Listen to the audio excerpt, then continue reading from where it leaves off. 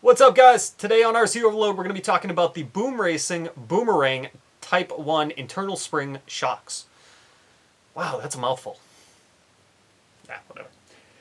Anyways, I honestly wasn't sure if I was going to make this video for you guys because I did run into some problems with these shocks, and it's not 100%. But what the hell.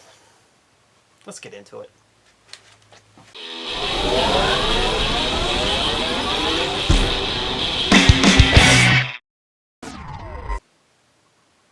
Well, that's interesting. I've got a dead spider hanging off the rear bumper of this SCX10 II. Here, come take a closer look. Would you just look at that? Just look at it.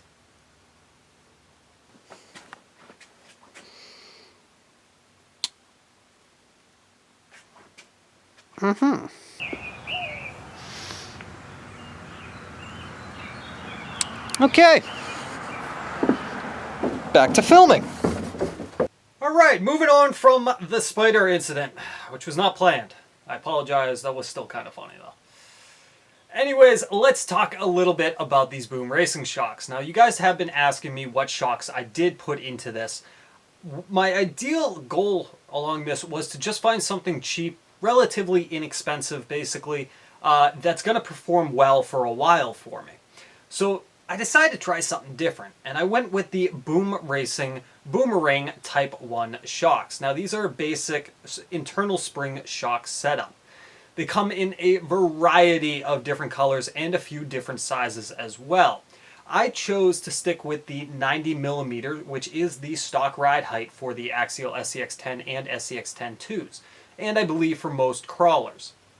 I also decided to go with the gunmetal look, even though there is a variety of different colors, pretty much to match whatever it is that you want, or just to make your car look crazy with different colors. But again, I went with gunmetal just to stay along with the same theme of all the other aluminum parts that are in this. Now, the shocks themselves are all completely aluminum. Everything, even the rod end, is aluminum. Now, I'm not sure about the shaft itself. That might actually be titanium by the looks of it. I could be wrong. Maybe somebody else knows and can put it in the comment box below. These are internal spring shocks. For those of you that don't know what that is, basically it means that the inside of the shock body itself, there is a spring instead of having it on the outside in the lower half of it. So it keeps it nice and clean and neat looking, basically. Now, the shocks, when you get them, do come with 3 different spring rates. You have a soft, a medium, and a hard. Now, I did try all 3 of them, though I am running the medium grade in this. What I found when I was running the hard rate is that the truck was like a brick driving around. There was no suspension travel whatsoever. It was just too stiff for it. So that's ideal for a really, really heavy truck. The soft rate was basically like dragging the whole truck through the dirt. There was no support in that suspension system whatsoever. So putting in the medium was like best of both worlds. When you're just cruising around, it keeps a nice solid ride height. But when you're crawling, you got the nice soft suspension movement out of it. So medium worked well for me. Now, according to Asia Tees and Boom Racing, these can be filled with shock oil. Although I did not fill mine with shock oil, I just lubricated the inside of it with a little bit of 10-weight shock oil to help it move a little bit.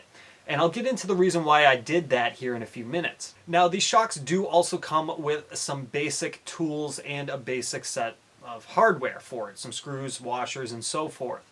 Now, when I was installing these shocks into the truck, I did need to use the washers that were supplied with it. The shock body itself is a little bit bigger than the stock shocks that were in it, so unless you have the washer there, it's going to rub up against that shock tower.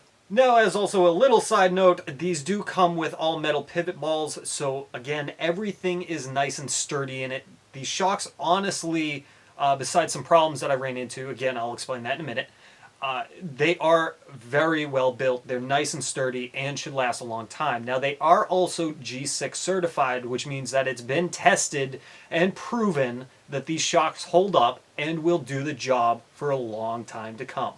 So as I mentioned, I did run into some issues with these shocks, and even though you guys may not run into these issues, I still wanted to talk about what I ran into and how I went about resolving it, just in case maybe you run into the same issue. I mean, honestly, I probably just, my luck, honestly, I just got a bad set of shocks when I ordered it.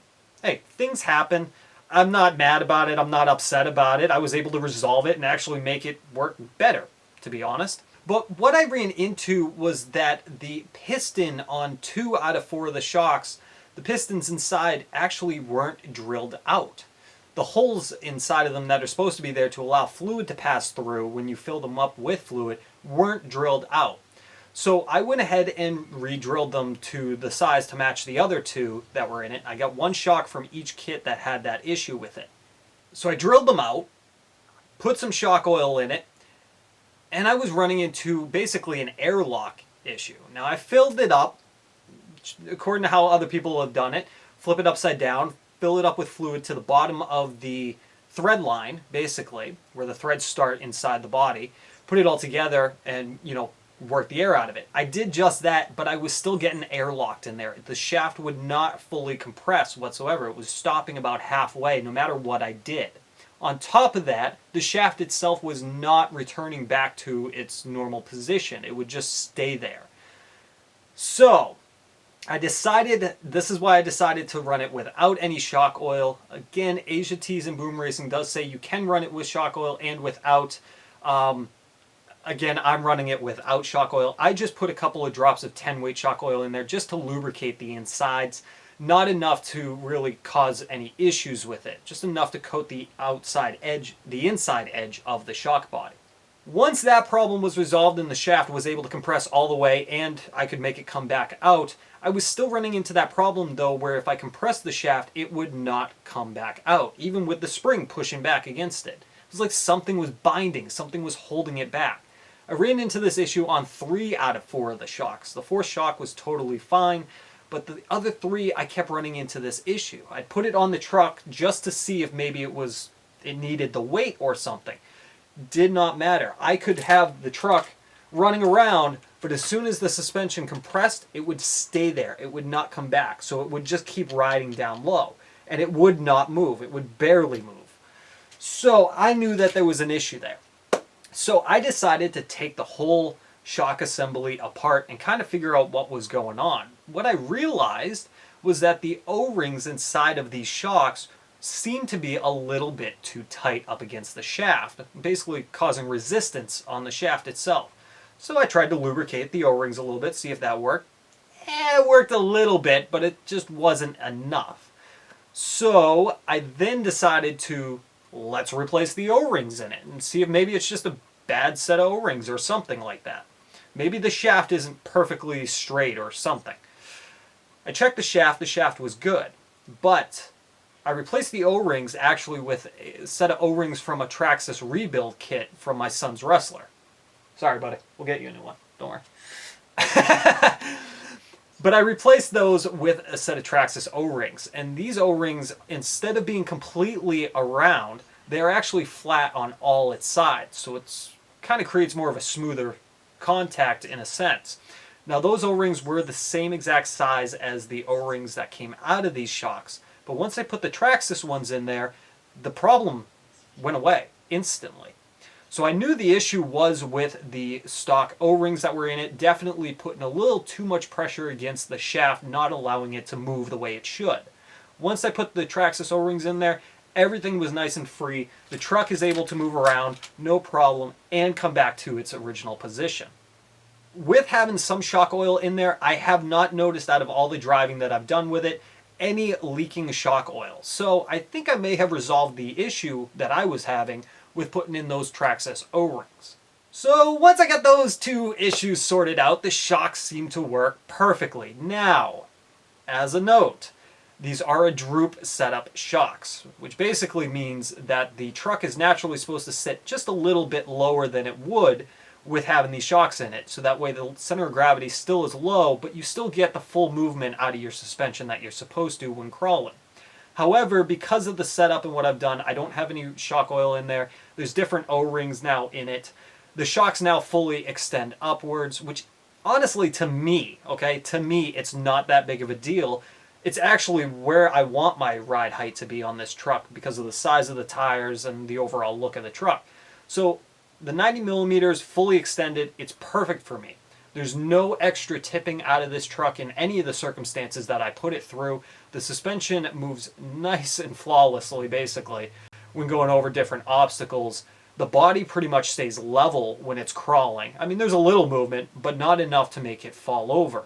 So all said and done, again, when I was testing it out, as you guys can see here, the shocks, again, performed flawlessly. I love this setup that I've got now. It's exactly what I was looking for originally when I got these shocks. I was hoping for it anyways. So a couple of modifications, nothing major, but the problem's fixed. The truck runs good, and they handle very well. Now, again, you may not run into these issues. These shocks may work perfectly for you. I mean, there's a lot of people that say these shocks are absolutely amazing, and I don't doubt that one bit. Again, I probably just got lucky and maybe had a couple of little malfunctions with my shocks. But if you were to ever run into an issue similar with yours, maybe these tips can kind of help you or something to look out for. Alright guys, well, that's pretty much it today. This video is already long enough for you, but hopefully you guys learned something, you enjoyed it, and you know, maybe hopefully again I taught you guys a little bit something if you run into these issues. But for the cost of these shocks and what I had to do, it was well worth it. I love these shocks that are on here. It's a perfect setup for what I want to do, for what I'm trying to do. And I know that they're going to hold up in any situation that I put it through. So that's definitely a huge plus for me. So, with that being said, you guys, thanks for watching today, and I'll see you guys next time on the next RC Overload. Don't forget to subscribe. Later!